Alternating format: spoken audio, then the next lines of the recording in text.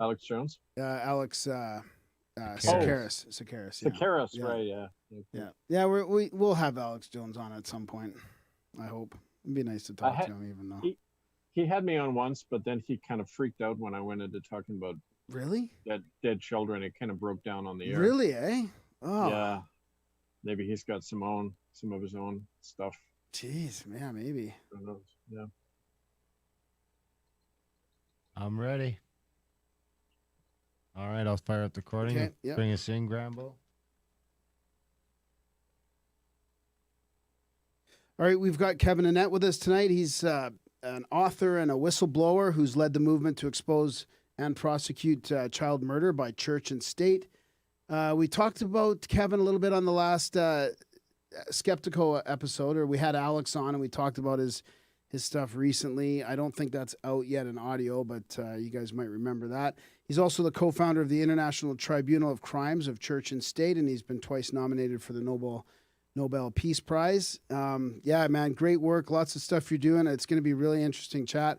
We also want to talk about the residential schools and stuff. We've touched on that a few times. We haven't really gone too deep. So it's, yeah, thanks for your time and coming on and joining us, fellow Canadian. My pleasure. Thank you. Yeah, it's good to be here. Yeah, right on. So, Darren, do you want to start with the background of the residential stuff? Yeah, because we've been trying to find someone. I mean, we kind of started dipping into some of the missing Indigenous women a while back, and I've been trying to find someone to speak on residential schools for a while. I don't know how I've avoided your name for so long, but Alex brought it up the other day. So I'm kind of eager to do kind of a quick background of that. It's kind of close to home. I'm a status Indian myself, so it's just kind of, this forgotten thing. Everyone kind of seems to look to Canada as this bastion of fairness and freedom, and I haven't found it. Yeah, exactly. So I was thinking we could start there with kind of a rundown of what because most of our listeners are not from Canada. They're from the U.S. or other places around the world, and most of them probably have no idea what we're talking about when we even say what a residential school is. Right. Well, it's kind of a fake term because they weren't schools at all. They were prison camps. They had a similar thing in the States, of course, but everyone always loves to bash America as if they were the ones who did cruel things to Indians. And the reality is it was just as bad in Canada, but it was more hidden. Wow. And that's when it's more hidden, it's more dangerous because you never learn about it and people are in more denial about it. But they weren't really schools. Starting back right after the Civil War in America and the latter part of the 1800s in Canada, they brought in laws that said every Indian kid had to be in these places that were run by the churches. And if they didn't go, their parents would go to jail. Wow. So they all had to go in. In Canada, over half the children died in them. Okay, so like when you're talking that kind of death rate over half a century, there's no way it was like kids getting a cold and dying one day. It was deliberate genocide. One of the ways they did this is they took healthy children, locked them in the same dorm as kids who were dying of TB and smallpox and that, just let them all die off. That often starved them to death. We have that from records. We have it from reports from Indian agents. The government's own statistics show that half these killed children were dying. And that's a higher death rate than you get in the Black Deaths. That, it's like huge genocide. And yet it wasn't considered that and still isn't. You can see all the evidence online, murderbydecree.com. That's one of your books, right? Yeah. That's the book we put out. Yeah. It's over 25 years of research because I started in this when I was thrown out of the United Church in 1995 for bringing this stuff out on the west coast of Canada. But the government did their own whitewash called the Truth and Reconciliation Commission. And they weren't even allowed to talk about dead children in the report. It was a total whitewash. But we wrote this as a counter report saying, well, here's all the evidence that they never allowed to surface. And so if people read that site, it's a real education about what really went on and how it's still going on today, really. Did that have anything to do with what was going on back east? That there was something in the 40s and the 50s about the child care scandal and the hospitals there where they were taking a bunch of kids from that, or was that? I don't know if that's even part of the MK Ultra or it was all the way. Yeah. you see, Indian kids, like children in a lot of places, they were used after World War II. There was a lot of military research Right. that often take Indian children. We've had eyewitnesses who worked in these hospitals who said they saw Indian children in Montreal being brought in literally in cages to be experimented on, and a lot of them died. These are mind control experiments funded by the CIA. We've heard about MK Ultra. Yeah. They often used Indian kids because under the law, still to this day in Canada, if you're living on a reservation, you're not a citizen. You don't have any rights. You're what's called a ward of the state, which means Indians are like in the same category as children under the law. They can't hire a lawyer. You can't even open a bank account without the permission of the government. It's this totally apartheid system, and it's against the law under international law, but they still practiced it, right? So it's that whole genocidal system. It isn't just a few bad people who like to rape kids.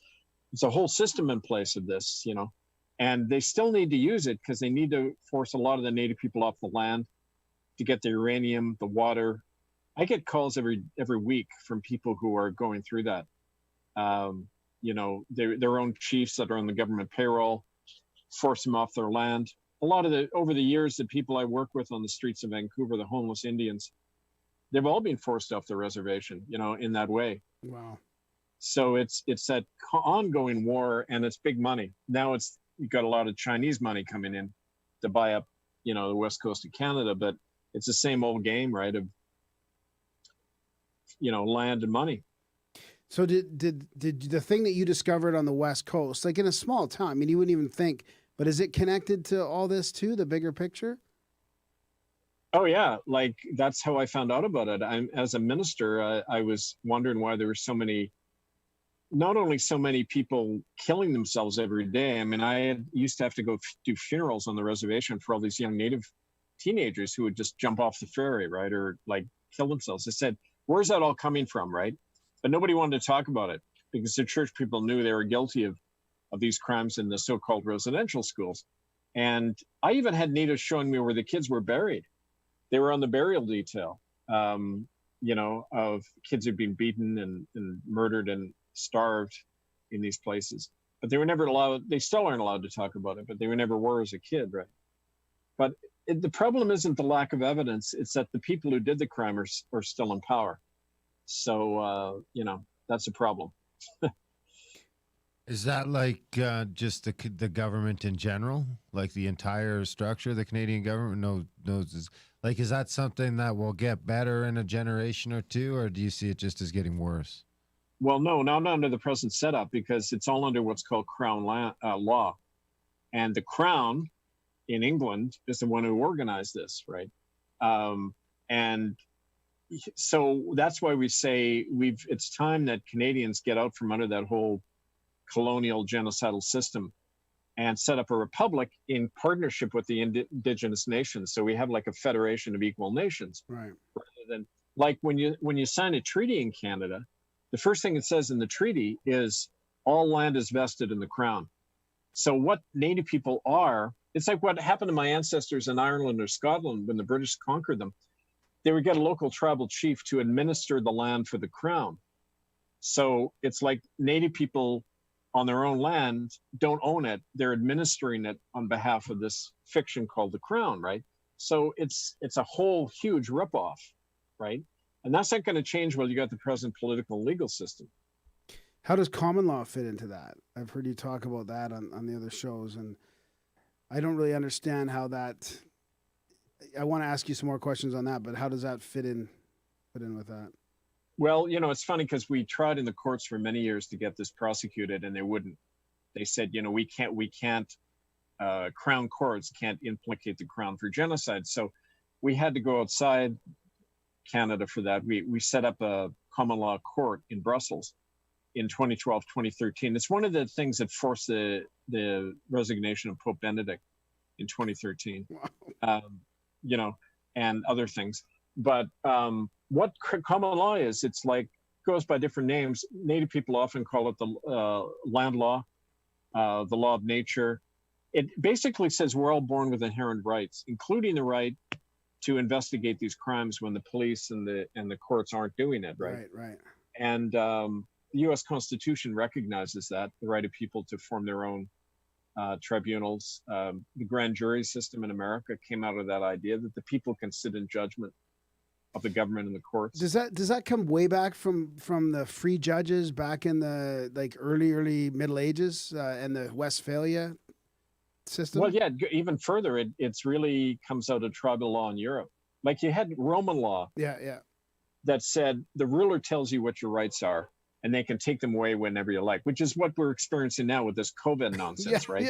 They say, hey, suddenly you can't assemble. Suddenly you don't have the right to criticize the government. Well, hello. We always have the right to criticize. If you bring in these laws without our consent, they're not valid. They don't have any authority over us, right? That's an old idea going back in Europe. It's born in everybody, really, the idea we can govern ourselves. Yeah. And it goes back in England to Magna Carta, right, in 1215. And an example of that in America, you've got the county sheriff system, where the people elect the sheriffs. They're not answerable to the feds. That goes back a long tradition in England, where people would just police their own communities, right? Looks like they're trying to maybe phase that out in the USA right now. They sure are. That's exactly what they're doing. And, all the Civil War that's really broken out in America, it's definitely, I believe, being backed by Chinese money. I think they want to see the nation ripped apart so they can pick up the pieces. They already own the debt, a lot of the debt. They're buying up all of Western Canada. You see it everywhere. The Trudeau government in Canada even brought in a law removing all restriction on Chinese investment and allowing China to station their troops in Canada to protect their investments. If you can believe that. I mean, that's treason. Yeah, I can't believe it. Where did I hear that? Maybe I heard you say that before. Maybe it was on Skeptical. Yeah. Look it up. It's called the Foreign Investment Protection Act, Section 33. Of course it's called. Of course it's Section 33. I mean. Right. That was a Harper initiative, or was that under Trudeau? Both. Harper started it. Trudeau ratified it. One of the first things he did when he came in was to do that, right? So are you guys saying that in the States they're trying to get rid of the police? They're defunding the police. Is that the sheriff system as well? My thought is that they're gonna sell it as this new thing where the cops are gonna be, all the cops will have the same rules and the same oversight, but what it actually is just a bigger centralization of power. So now you're gonna have like the UN or something come in. I think it'll probably still be the same government, but it'll just be like you've got federal police now. Right. Everything's centralized. Instead of sheriffs elected by the people in each county. Right. So that's what when they're saying defund the police, they're not just talking about those, which we don't have in Canada. Right. Yeah, all the cops are every member of parliament, every cop, every judge takes an oath of allegiance to one woman, Queen Elizabeth and her descendants, not to the people, not to the Constitution. So what we say to people is, they don't have authority over you. They're in a contract with some woman in London. What does that have to do with us? Right. Is there any, I can't remember who I listened to on Richard Serrett's show before, but they were talking about how there's all these little things on your birth certificate and your mortgage and all these other little things about the crown and things like that are kind of suspect or kind of allude to the fact that you never really own anything. And I mean, this guy was talking about how you could use that to not pay taxes. I think that's a little risky. I mean, especially when you're in the business like we are of bitching about the government. Yeah. So we live in a system designed to create people as slaves, starting in their own mind. Right. So that all the government ideas, you probably know, it's in capital letters. And that's from Roman times, because it refers to a corporation, like when your parents register you at birth and you get a birth certificate, you're being incorporated into the system. You're a corporation under the law. You're not you, right? That's what the capital letters mean on your ID. So they tax that corporation. They don't deal with the flesh and blood man or woman. They're acting on that corporation. So you can step out of that. You just say, when you get a summons to appear in court or whatever, you just say, well, are you referring to me, flesh and blood man, or you're referring to that capital letter? Because those capital letters aren't me. That's the corporation you created.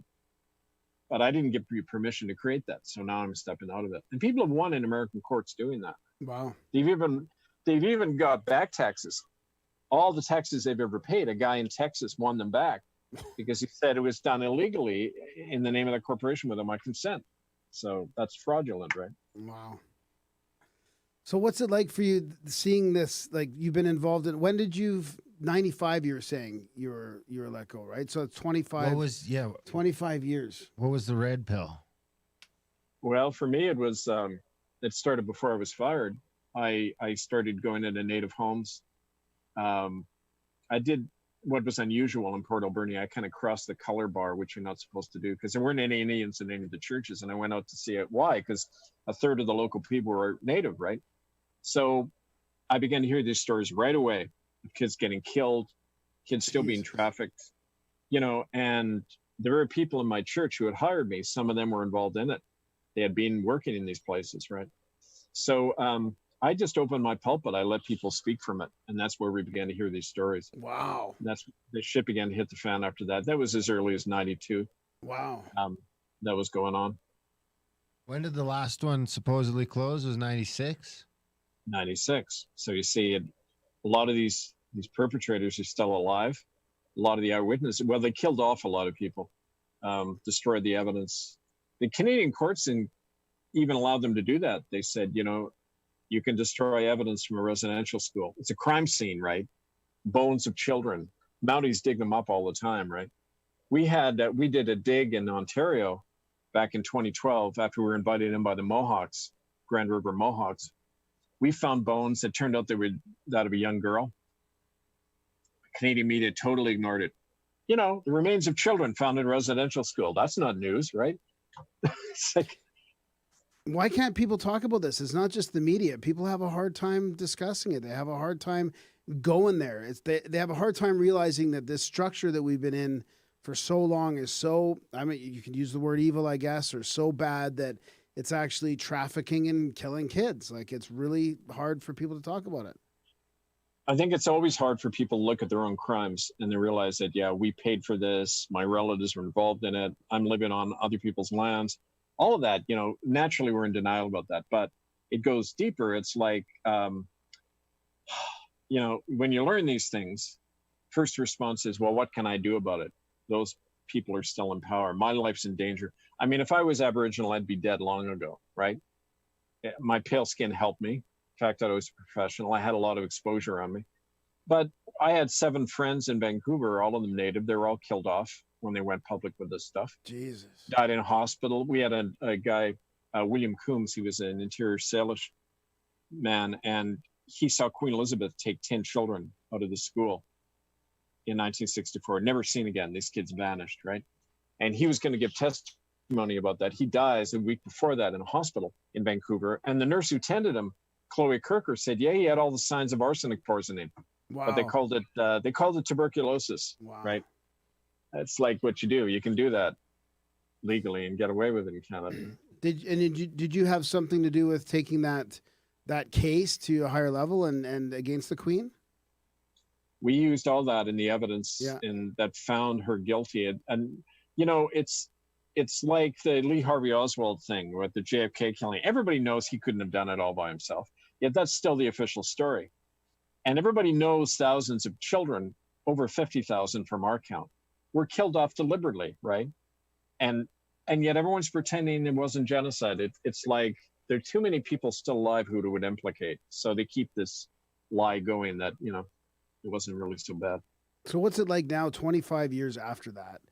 And, you started a lot of this stuff off. You brought it to the mainstream as much as you could. Now you're seeing it all over the internet. The pedophilia, the satanic stuff, the ritual abuse, at the highest levels of, our Hollywood media, government, all that. What's it like for you to see it at this level now? Well, it's gratifying because so much of that is because of the work we started in the late 90s, bringing this stuff out. And you just stay at something. Like, I often like to tell people that it's good to study my story because it shows you what impact you can have if you just stay at something. Yeah. There were only no more than a couple of dozen of us. but we forced Canada to start addressing this stuff because we were occupying churches. We were creating a total public stink. We had the stories of eyewitnesses out there all the time. They couldn't ignore it. Like even now, Trudeau is talking about genocide. He uses the G word when nobody did back then but us. Yeah. So if you keep pushing, you will get an effect. But they always make it look like it was their initiative. It wasn't because of what people did, right? Because they can't give people a sense of their own power. Yeah. So they always like to claim it, right? As, oh yeah, we're apologizing now and all this. But I mean, you can still, in Canada under the Indian Act, you can't refuse medical treatment. If they want to come and shove a needle in the arm of your kid on a reservation, you can't say no. Now mandatory vaccinations, I mean, hell, they've been doing that to Indians in Canada for 100 years. So I say to people, if you don't take on the genocide done to other people, it's going to blow back on you. And that's exactly what we're seeing right now. Yeah. Right? Yep. Do you think it's getting any better with Trudeau? Or I suppose before we get there, who do you think is because I mean, Trudeau with all the controversies Trudeau's coming up. I mean, everything's bubbling to the surface. I mean, I was going hunting the other day and I was joking to my buddy because he mentioned something about the conservation officers. And I was like, there's not a better time to go hunting as an Indian in Canada because, I mean, honestly, that's just like people seem almost tepid to interact with, people of color right now. Right. But who do you think is pulling the strings? Because, Trudeau's not pulling anything, and the Canadian government seems inept at the best, and it transcends parties. So is it still influence from across the pond, or is it? Yeah. Well, in Canada, it's the Crown and the Vatican. They're really one in the same body. It's big banking interest, and it's the Chinese. Like China's the rising power in the world. America's going down, China's going up. Russia's trying to kind of play both sides, but I mean, and the Vatican's always in there trying to play both sides like they've always done. So it's all these interests, but Trudeau is definitely a puppet of the Chinese, and there's more and more evidence about that all the time. So I think that's, I wouldn't be surprised if you saw Chinese troops showing up in a big way over the next little while on the West Coast, including in America. I think all hell's going to break loose, Yeah, I would tend to agree with that. I mean, even the Strong Cities Network too, which is, combining these cities and their police forces somehow supported by the UN, that could play a role in it. And then, so what about the latest controversies with Trudeau and the we and all these things? Like, is there anything? I mean, I'm not up to speed on this at all, but it seems like, is that related at all to the stuff we're talking about? With, I see conspiracies about the brothers and Clinton, and I mean, it seems to be another thread that's tying this web together of, and it includes the human trafficking part, maybe. Yeah, what we find is that after a while they can't deny. At first, what they do is deny everything, but then after a while they can't deny it as the evidence comes out. So they can't. All they can do is redirect it. So on their terms. So they always make it look like it's bad individuals, right? Whether they're focusing on the Clintons or Epstein or whoever. So everyone's attention is focused on these bad people. They can vent their rage on them, but they're not asking, what's the big money? What's the institution? Why are we all letting it happen, right? Those are the bigger questions. And this is a huge global industry. Human trafficking, it's like the arms and the drugs industry. It's huge. It's millions of people, billions of dollars every year. And child trafficking and killing is part of that. So they estimate in the world today, there's over 20 million slaves, like out and out people enslaved. And it's a huge number, and it's because it's big money. So it's good to bring out individual cases like this, but the point is there's a whole big industry at work here, right? And that's why it keeps going, because there's lots of money involved. Yeah, money laundering through the charities, funneling money through the charities, through the organizations, the child organizations. I mean, everybody seems to be connected to this, nonprofit child helping organization. It is really, everything seems to be bizarro world here. You call your Truth and Reconciliation Commission as a whitewash, and your, your Child Health Foundation is something completely different. I mean, So how? But where does the money? Well, It's while we're talking about charities, what we should touch on? well, that's kind of what I was trying to get at. Is that how is that connected? If it's all connected, Yeah. I mean, Does it fit into the puzzle? Have you been looking into that much? I mean, I it's haven't more I than haven't looked I've into expected that. to see.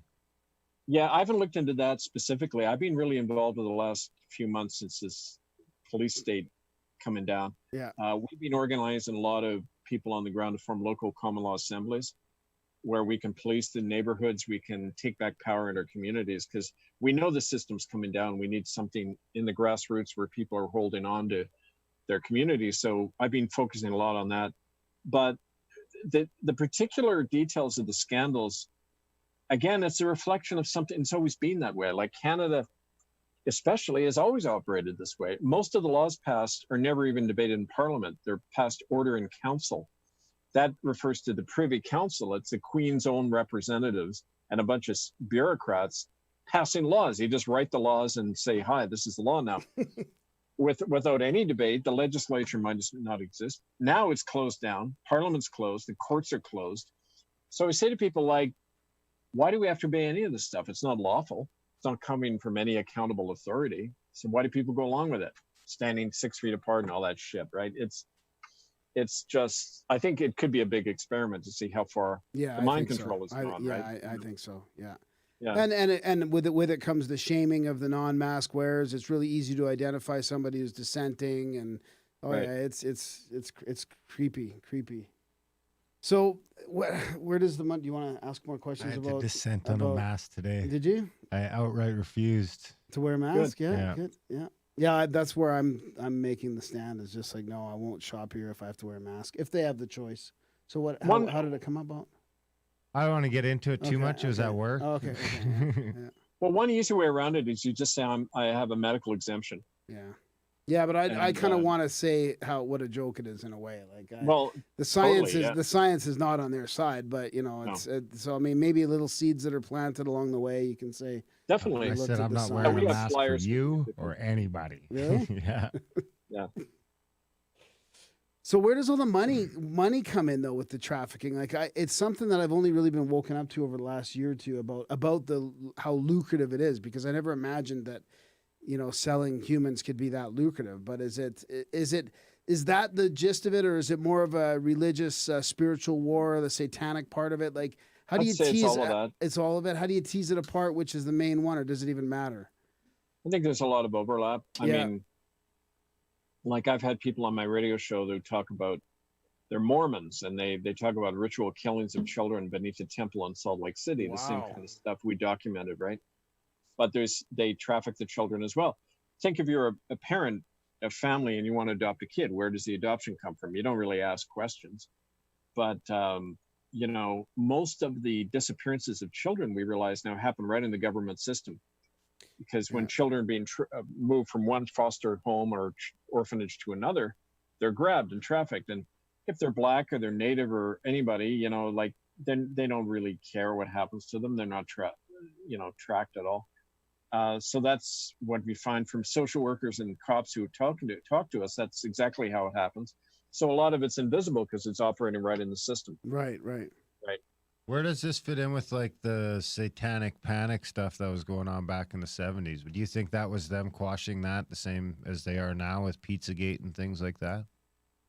Yeah, they put out distraction all the time. When you're getting close to something, we find like the satanic ritual networks, people who survived these government experiments, MKUltra experiments, one of the programs put in their brain is the fact that this was done to them by a bunch of evil Satanists to hide the fact that it was military research, right? It was government doctors, military doctors. So, the whole satanic thing can be a cover for something else.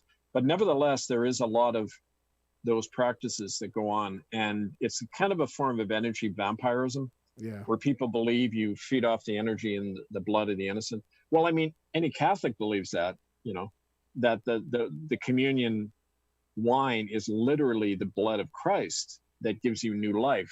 Well, that's what a Satanist believes. The blood of the innocent will rejuvenate you. And so it's kind of an old belief in our culture. And a lot of people can take it literally, right? Well, they sell blood. They sell young blood. I mean, They there's just an started, Ambrosia yeah. place or whatever, literally sells it. Online, overtly selling it. I mean, and they've been, who knows what they're doing behind the scenes. Like, there's so much overt symbolism now. It makes you wonder if that's some of it Yeah. might be a cover for maybe a military type thing, but it seems to be just pervading our society now. It really makes you think this is a spiritual war. What it makes me There think is. is almost another spin on like the MyLab thing. Yeah. And abduction, if they can make people think they're abducted by Satanists, then maybe they can also make them think they're abducted by aliens, Yeah. or. Yeah. Right. Yeah. Well, behind it all is the question why. And it all comes down to, if you're a small group of people, how do you rule the majority? You rule by fear and by programming at a young age. And that's why, you wonder why child abuse is not really a crime under the law. It's only 1 year mandatory jail time in Canada to rape a child, but it's 2 to 5 years if you own too many marijuana plants, right? So they're saying all the time, it's not a crime to rape a child or harm them. And that way you traumatize people at a young age, right? And that's how you keep people in line. I think it serves a political purpose that way, right? For controlling the population. You think anything's going to happen with all from a that? trauma standpoint, you mean? Just like a traumatized. Yep. You're not gonna question things. You're not gonna fight the system. If having worked with a lot of them and having been traumatized myself at a young age and having to do a lot of work on that, the first thing, your mind becomes a cop. You're policing yourself all the time. You're censoring yourself. You're always worried about what's going to happen to you if you say or think anything, right? They've got the majority of population programmed that way. Look around you. Look at all the masks on for no reason. Yeah, that's traumatizing right there. Yeah. Yeah. People And who wear masks by themselves in their vehicles are a special cookie. Nuts. It's just crazy. And think of what you're doing to this next generation of kids. They're scared about being around each other. Oh. It's just programming them in fear, and it's like, which would be program.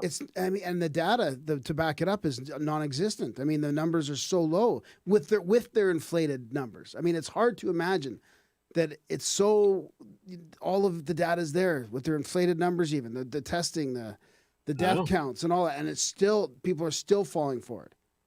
The people who die from suicide, it's skyrocketing the numbers. It's the third most common cause of death in the world, suicide. Yet they're not quarantining people over a mass suicide epidemic. I mean, don't give them any ideas. Yeah, right. Yeah. Yeah. That's what the AI will do as soon as it takes over. It'll just it'll have some line in it that it has to protect humans, and it'll just lock us in our house. And it's like, you fucking people can't be trusted to leave the house.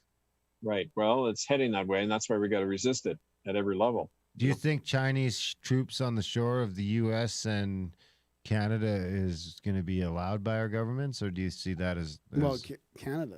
Yeah, it'll break down. It's already been allowed by Canada. They've been invited right in by legislation, right?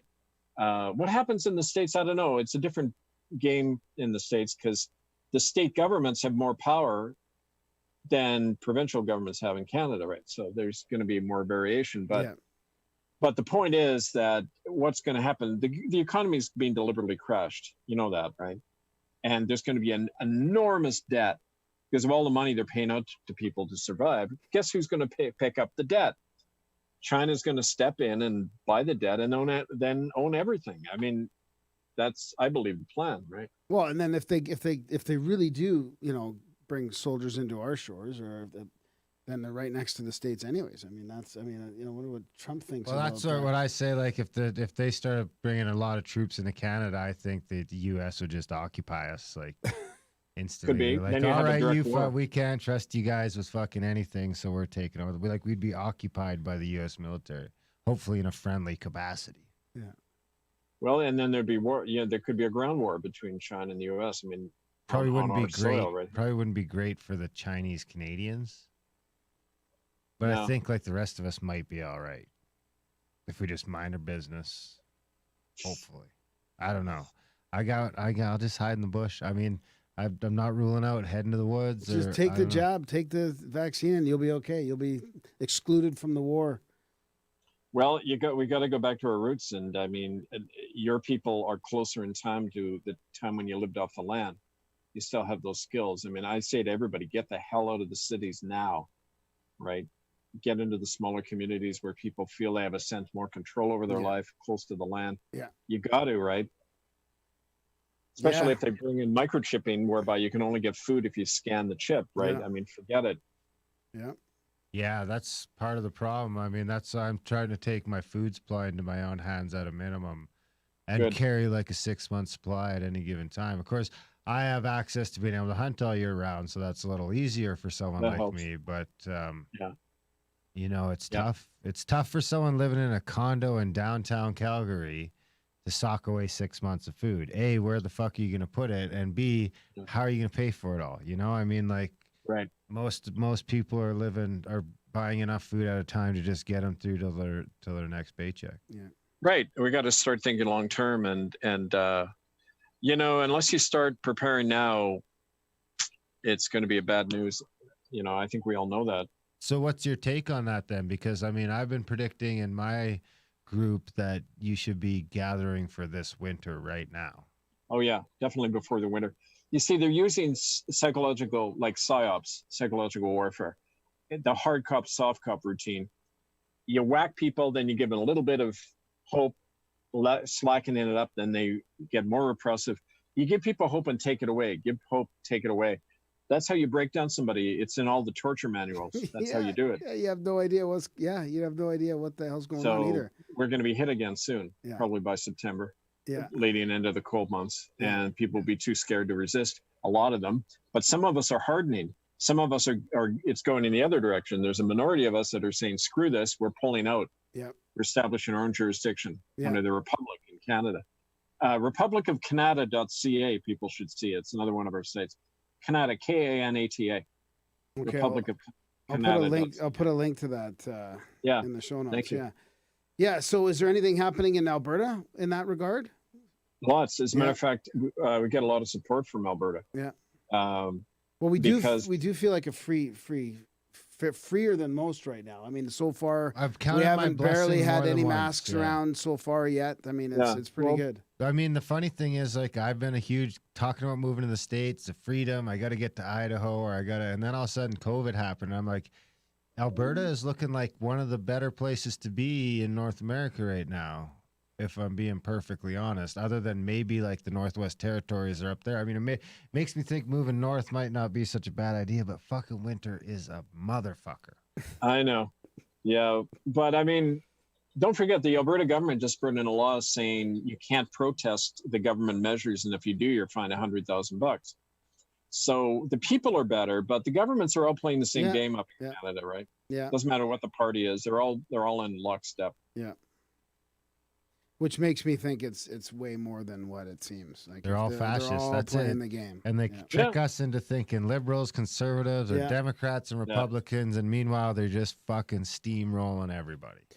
Well, you know, it's like when you go to court and the lawyer says, "Hey, I'll work for you," right? But they don't. They both sides go and have drinks after in the lawyers' club, right? And the politicians are like that. They like to pretend they're fighting each other, and they're serving the same interest, right? Do you think anything is going to come up of all this extra visibility right now on the trafficking, the pedophilia? Like, it's really becoming mainstream. I mean, do you think that some real progress is going to happen here? Only if we make it happen. I mean, that's, you know, the powers that be, they're not even operating. Everything's on automatic, right? The governments, the courts, they're crashing them deliberately. So I don't even worry about those turkeys anymore, right? Who say they're in charge. I mean, we got to create alternatives now. We got to force the issue like we did over the genocide issue in Canada, right? Yeah, it's just tough to know what is disinformation, what's real. I mean, the whole Wayfair scandal came out, which seemed to be a distraction after Ghislaine got arrested. I mean, it's really hard to tease out what's a psyop and what's not, and what's real. You know, it's all fake. Well, there's kind of a basic rule I use, and over the years I've learned that on the so-called mainstream media and even in the alternative media, you're allowed to see only what they want you to see.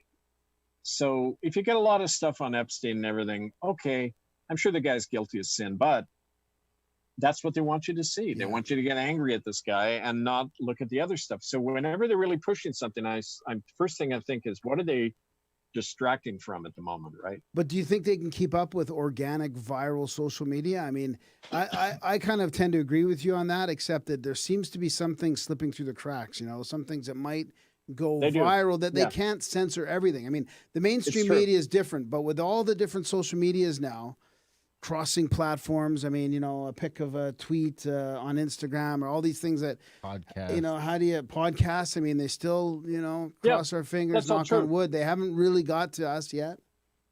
That's all true. And we learn, you got to ask ultimately where the information is coming from, because a lot of sources are controlled by Yeah. big money and you don't even know it. Yeah.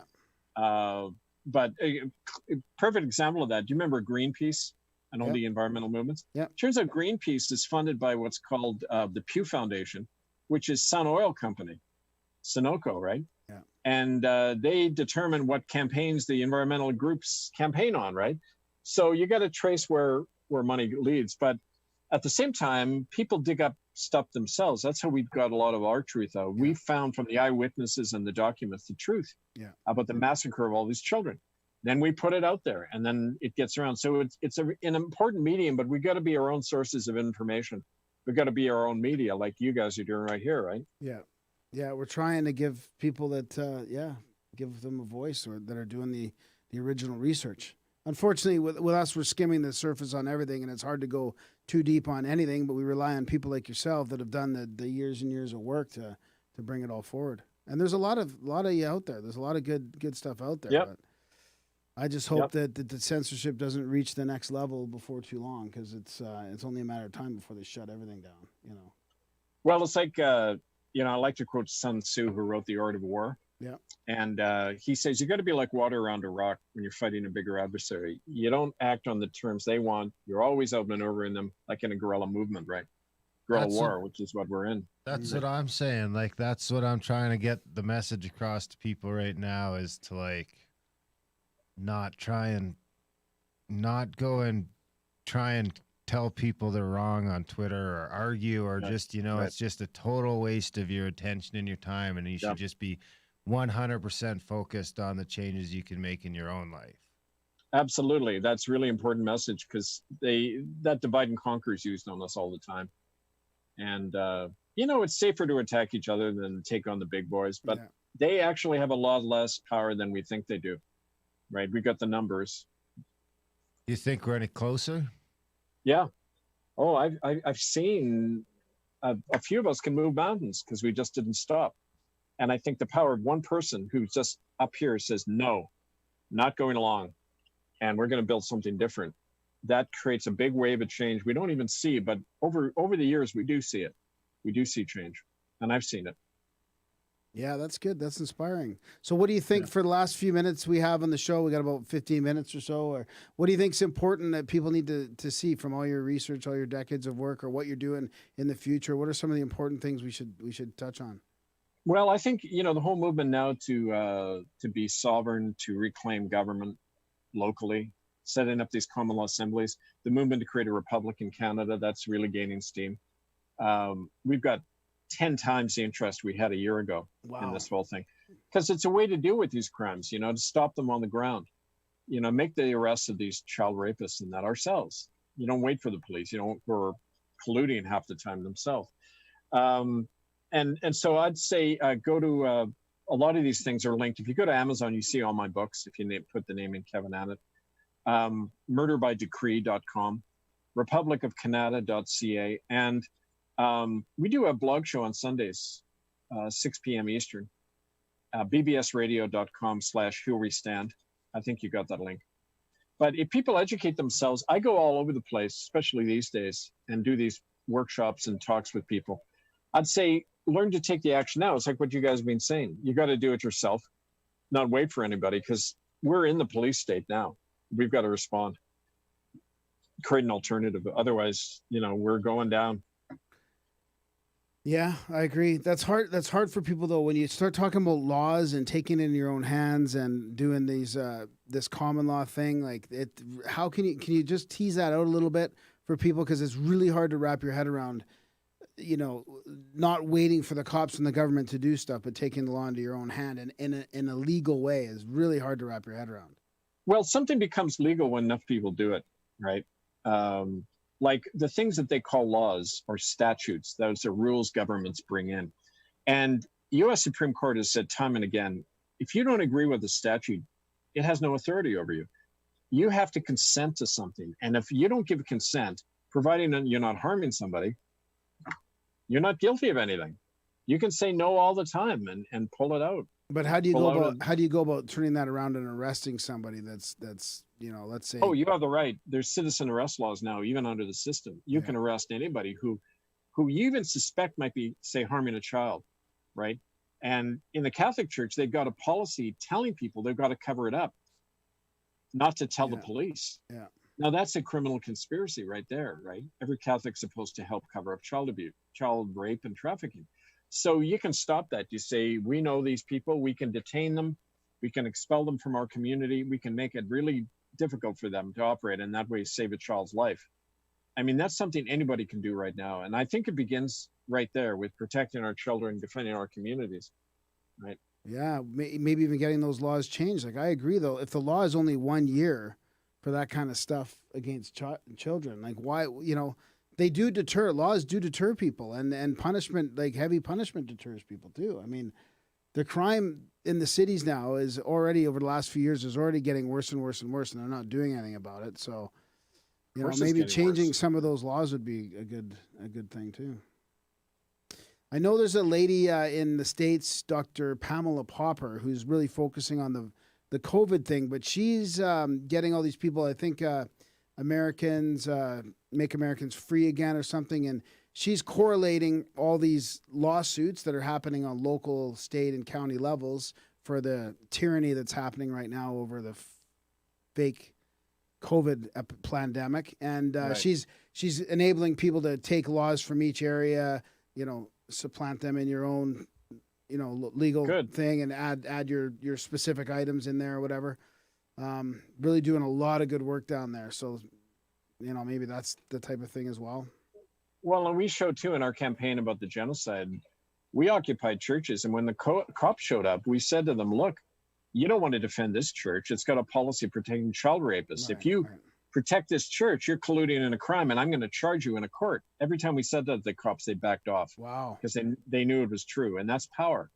You gotta, it's a fight for hearts and minds. You got to appeal to the cops saying, you're colluding in these crimes, and we're going to hold you accountable and liable in a court of law. In a common law court of law that we can set up lawfully. With right? a guillotine? You said with a guillotine? Yeah, can we have a guillotine in the court of law or common law court? It's up to people to decide, I mean, I remember I've got a friend, Delmar Johnny's a Cowichan Indian on Vancouver Island. And I said, before the whites came, how did you used to deal with kids who harmed children? And he said, in the village, there was a group of men. And if anyone harmed a child, they'd take the offender out into the woods. You wouldn't see him again. They'd just deal with the problem. Because he said, the life of our children are more important than a rapist, right? Because it's the next generation. If you mess up the next generation, you don't have a future. And that's just basic wisdom, right? Mm-hmm. It's hard to believe it's gotten this bad, though. It's really hard to believe that it's slipped through the cracks for this long. That the children, like you say, it's not just Canada, it's globally, it's happening. Abuse, rape, killings, trafficking. Well, it's in our history. Just look at our history. I mean, the Catholic Church is the biggest child killing institution in history.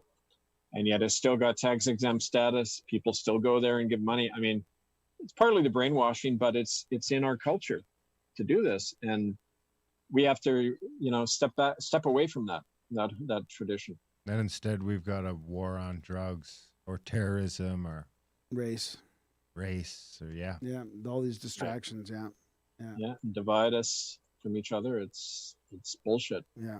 This Republic of Kanata. So what can you go a little further into that? What exactly is this? Is this like a political sort of movement, or what exactly? Well, more than that. It started in Winnipeg. In January 2015, there was a gathering in Winnipeg, about 200 people, native and non-native people. And they said, we need a new jurisdiction outside Crown law because of its history of genocide. As a Canadian, I'm saying, I'm not going to be part of a government and church system that did this, right? It's like if you were a German in Nazi Germany, I'm not part of the system. I'm stepping out of it. And a lot of people felt that. So they set up a framework. The idea we need a constitution, the people need to take back power into their communities. For the last 5 years, we've been organizing that. We've got in 43 communities now, we've got these common law assemblies operating. We just say to people, take an oath of allegiance to the Republic, say we disavow all allegiance to the crown and all of its laws, and we're a new nation, and it's springing up from the grassroots. So we do a lot of stuff like that. We've issued stand-down orders to the cops. We say take out on, get involved in our assembly and that kind of thing, right? It works in fits and starts because people have to learn from their own, experience how to do this stuff. But it's a genuine movement that's growing up, and it's like what happened with the whole genocide campaign. It'll happen. It's just a matter of time if you keep at anything, right? Yeah. Stop paying taxes and mortgage payments. That's a tough one. Oof. I asked if I could stop paying taxes, and my employer said no. Well, when you do it through an employer, but we're not going to talk about what Grimerica does with any taxes on the show. Well, in taxes, there's in the American Constitution, there's an amendment about income tax, but in Canada, there's no law saying you have to pay income tax. And what we say to people, we've got mayors in towns in Ontario agreeing with us, keep the tax money in the community, because most of the federal tax money goes to pay off debts to foreign banks. It doesn't go to help anybody. So just freeze it out, keep it in the community. And that's one of the ways that you build up a republic from the grassroots. You keep the money at home, right? Yeah. Yeah, I mean, it's not even foreign banks. It also gets laundered through charities and organizations. And I mean, it goes to international things that never get to where it's supposed to go. I mean, I would stop paying income tax, especially right now, because I'm sick of paying fucking income tax and I can't even go to the pool or fuck all. I mean... Yeah, what are you paying for? I want my money back. Not all of it. Let's say half. Right. The system's not operating. Why should you fund something that doesn't operate, right? It's breaking down. It's breaking down. Make sense. I mean, when this started, I honestly thought that this was like, I was telling people, this is just a trial run, this will be over in a month, and then, watch for next year, or watch, this is but it just seems like they're just running with it. Yeah, they're running with it. Well, even though when Parliament voted to dissolve itself, there were only 33 members of Parliament out of 336. That's not even 10%. Oh my they didn't God. even have a quorum. It was done totally illegally. That's the sign. Yeah. Do you think there'll be any lawsuits or anything like that? Well, they can't. The courts are all closed, right? The only way you're going to get a lawsuit is if you bring it in your own common law court. This is why we're saying we need to fill this vacuum now. So do you think otherwise, are you of the mind that the courts aren't reopening, period? No, they're not going to open. It's all ruled by decree now. Like it's a new corporatocracy. Oh my God. You're going to have one corporation running the world, and everybody's going to work for it. Any notion of democracy, accountability, it won't exist unless we create it. And this is why. Yeah, that's a good point. It's good to get that high level view like that, because you can really put it. It really does seem like that's what's happening. I mean, it's hard. It's hard to go all that way, but push towards globalization and corporatocracy is just a nice word for the corporate fascist takeover of the entire planet. Yeah, that's it. Yeah, that's what's happening, and we're the only ones that are going to stop it. You can't look to anybody in the system to do it. They're all on the payroll. It's not even just that. It's like if you're not actively trying to stop it, then you're, by definition, a fascist. You got it. That's a tough pill to swallow. Yep. Maybe we should sell some fascist masks. Yeah, there you go. This is fascist. Yeah.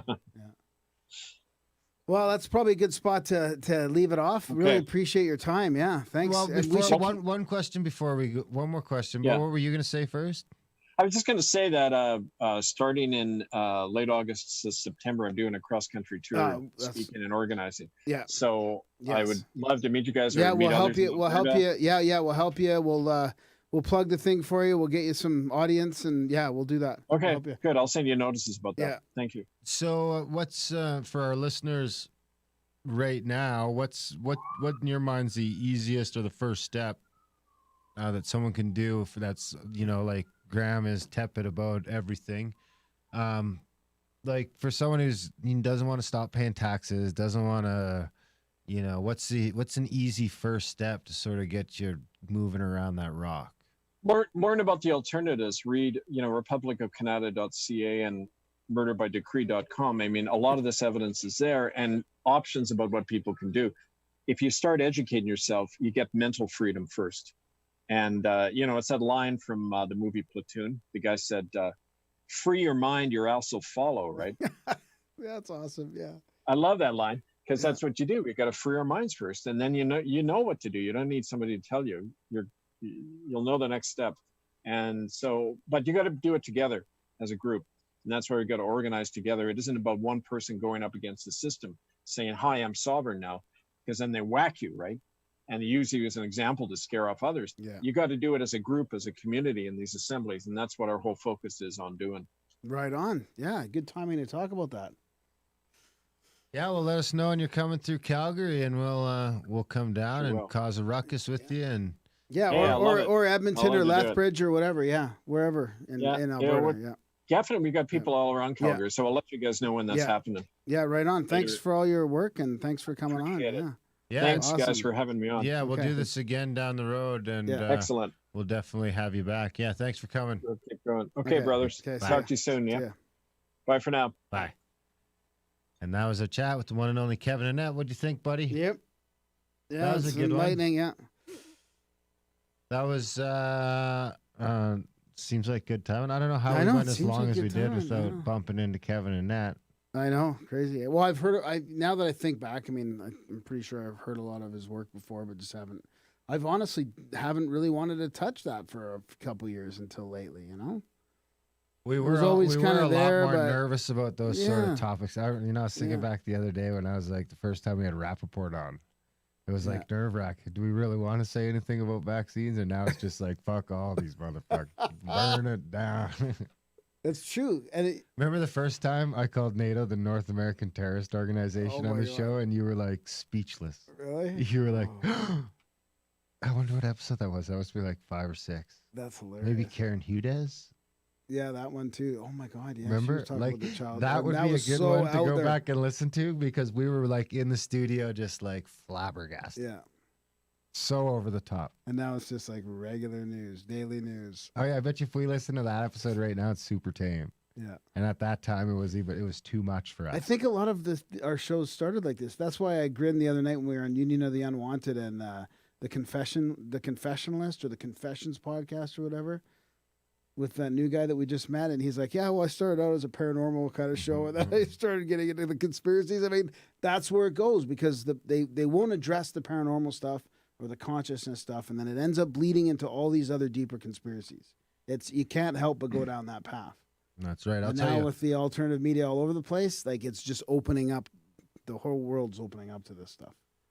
I'll tell you, it's not a conspiracy. If you guys don't support the show will cease to exist one day, because I mean, you can see now people have been calling us, not everyone, but some people have been just do ads, just do ads, just do ads. People that complain about the value for value model because we're constantly begging for money. I mean, that's probably the main complaint we get about the value for value model. So they'd rather listen to an ad? Is that they don't want it because they could figure the ad will be at the beginning or whatever, and they can just skip it. So for us, we just sneak it in wherever. And us, and we're just begging for money. They'd rather just have ads than begging for money. Oh, yeah. Well, they can fast forward us begging. Yeah, but we'd be canceled by now by our support. Yeah. Yeah. Doing the show we're doing here. Well, ads too. I mean, it's not going to work. We'd rather be a show by the people for the people. Yeah. Head over to Grimerica.ca/support today. Become one of those people. And I mean, if you're getting some value from the show, this is going to be episode like 435. We're going to hit 500, soon, I guess. Within the next year, we'll hit our 500th episode. Yeah, we're going to pump out we got a couple doubles coming up too, a couple swap casts. So we'll pump out a lot of extra stuff. Yeah. We got another one going in the black budget soon, probably. So it's. Yeah. If you're getting some value from the show, head over to the support page today, Grimerica.ca/support. Send a little value back our way. Those monthlies do help us pay the bills, help us grow, help us expand, help us get, on as much of our own infrastructure as we can before the internet overlords start tearing stuff down to a further degree. Do all the other stuff in the show notes. There's a bunch of ways to support the show. Don't cost you a cent. Review the show, share the show. sign people up for the newsletter, sign yourself up for the newsletter, buy some swag, all that great stuff. Doesn't cost anything, and it still helps. And we don't charge anything for the black budget these days because everyone we know is kind of in a hurting state. So if you just shoot us an email, say, hey, I'm broke, but I want that content, we'll send you that link, and you'll get that black budget content. I don't know what up we're at up in there, but it's got to be at least 50 or 60 by this point, I would assume. So check all that out. We love you. Thanks for listening, and we will see you next week. It's kind of a shorty. Thanks for watching live, everybody. Thanks Appreciate live, it, folks. Yeah, we appreciate you. Yeah, hang on a sec. I want to see what the chat's saying because there's a little bit of like great stuff. He's awesome, great man. Then Julie Adith is in there. Kevin Annett has been thoroughly discredited, so I'm waiting for him to say how he's been thoroughly discredited. I've never seen Dooley Apitito before. He's not someone I've seen in our chat room, so could be someone who follows Kevin around. Because we do notice that, right? Yeah. We've had a few people on the show that seem to have some trolls that are just following them around, fucking with them. Yeah. And that usually means you're onto something. You're over the target. You're over the target. Yeah, I'd like to know how, after his 16 books and lots of his life dedicated to this topic and everything coming out now. Be interesting. Anyways, thanks for being there, waiting everybody. for Dooley Apatow. Yeah, no problem. What do we got next week? Next, we've got a double swap cast. New double swap cast. Are we broadcasting them then? Probably, eh? Thanks, Paulie Mathin. Appreciate it. That's Louie, eh? Oh, I don't know. Ryan from Ontario. Oh, is it? Oh, awesome. And you know who else we got booked? Who? The we got Damien Eccles. Grumpy old Ben. So next Tuesday we're on the Ripple Effect. Tuesday? Yeah. Is it in the I calendar? swear I put it in the calendar, but I don't see it there now. And then we got Grumpy Old Ben's and OBDM. So it's a triple swap cast next week. Yeah. And then after that, that's the only thing we got in the calendar. Then that's the end of the show. Curtis. Yeah, that's what I thought. What's this roundtable on Concerto of the Rising Sun? Oh, yeah, that's at the end of August. Yeah. Is that a podcast? Yeah. Or that's on another podcast. That's with us and Aeon Byte. So as of right now, the only things we have on the calendar is us on other people's No, shows. I just told you about Damon. It's not I'm in the putting it. calendar. I'm putting it in there today. I All just right. booked it like an hour, 2 hours, Damien 3 hours ago. Eccles? Yeah. That name sounds familiar. Yeah, he's awesome. All right. Yeah. All right, guys. We'll what's it called? We'll stream those swapcasts. I don't know. I don't think we'll stream the Ripple Effect, but you could probably watch it on his channel, I'm assuming. And we'll stream the other ones. Have a good night.